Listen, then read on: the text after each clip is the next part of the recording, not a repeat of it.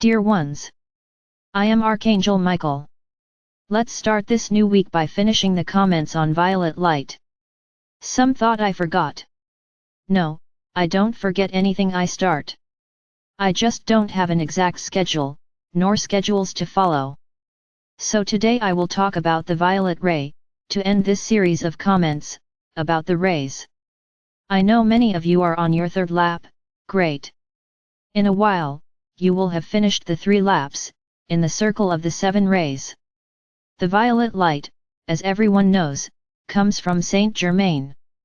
It is the light of transmutation, or as you know it in your language, transformation of everything that is negative, of everything that is of low vibration, into love and light. So many think that taking the violet light, filling something with the violet light and that immediately it will be transmuted into love and light, is not wrong, but I will not say that it is 100% right. Nothing is that instantaneous. I'm not saying here that the violet light doesn't have power, it does. But I'm going to make a parallel here, with the green light. So if you take the green light, and bathe a person with the green light, they will immediately be cured? No, she will receive a very large quantum of energy, which added to the desire, faith and belief of that person in being cured, will cause a transformation in the body and a path towards healing. So if this is repeated several times, healing will take place. So it wasn't something instantaneous. Returning to the violet light. Likewise, nothing is instantaneous. Because we will understand the following: you enter an environment, which you feel has low vibration energies there. So when you enter, you imagine that environment being transmuted into love and light, very well. You, at that moment, clean that environment, you will feel good there, he will be clean. I don't deny it, this is perfect. Now, from the moment you leave that environment, everything will return. Because it is as if those energies that were there came running out of the violet light. And when it goes out, because you left, they come back. So nothing, my brothers, is instantaneous, nothing is definitive.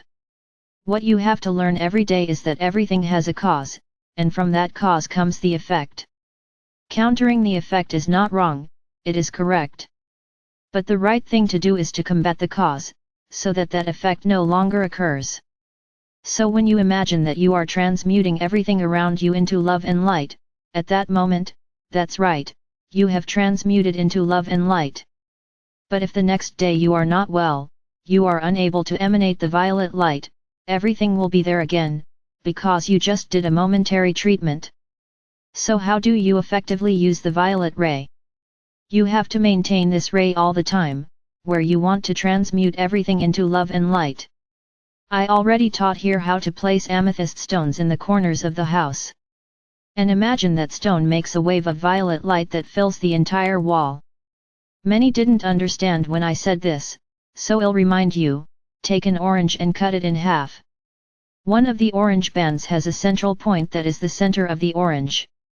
After cutting the orange in half, place one of the sides down.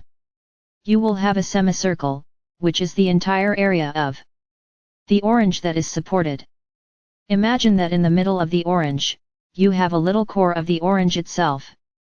And that seed is emanating light, up to the height of the orange peel, do you understand? So now I'm going to make the parallel: you place the amethyst stone on the floor, in the corner of the wall. That corner where you placed amethyst is the orange seed. So how much violet light will be emanated from that point? Up to the ceiling where you are cleaning, and to the sides, back, forward, as if it were that half of the orange. I hope you now understand when I say that it forms a semicircle on the wall. That spot doesn't fill the entire wall, these are waves that are being transmitted. So you have to be careful: if it is a very large wall, you have to have a slightly larger stone, so that that emanation goes beyond the ceiling and can cover the entire wall. And so you keep your homes, there, within the violet light. Now another thing that needs to be remembered very well. It's not taking the stone, putting it there and forgetting about it. Like everything else, you like it very well, a lot of cake recipes, I would say once a month, you have to take that stone out and carry it again. However, each person knows how to do it, to energize that stone. Just remember that this stone is sensitive to the Sunday. So try to do another way of cleaning, not leaving the stone exposed to the sun all the time. Not that it will lose its power, but it will no longer be violet. So don't forget to clean the stones. It's not just putting it there and forgetting about it. For many who are entering here now, this procedure has been completed for a long time. So I will repeat. I won't speak the same words, I'm not a parrot. So you will take the amethyst stone, you will treat this stone, you will clean it, they will place it in the corner of the wall or in the middle of the wall, depending on the size of the wall, you can have a stone in the middle, not in the corners, so that the wall vibrates correctly. You will take these stones, place them there, and say the following. An important detail, you will do this procedure for each room, every room in the house. Then many will say to me the following, but it's very expensive. I completely agree, it's expensive. So you can do it little by little. Do it initially, in those rooms that are part of the entrance to the house, then the kitchen, then you go to the rest of the house. If I put just one stone, is it any good? My brothers, I cannot say here that there is no point. Everything will depend on your faith, on whether you put such intention into that tiny stone, and it exudes such violet energy, that it covers the entire room.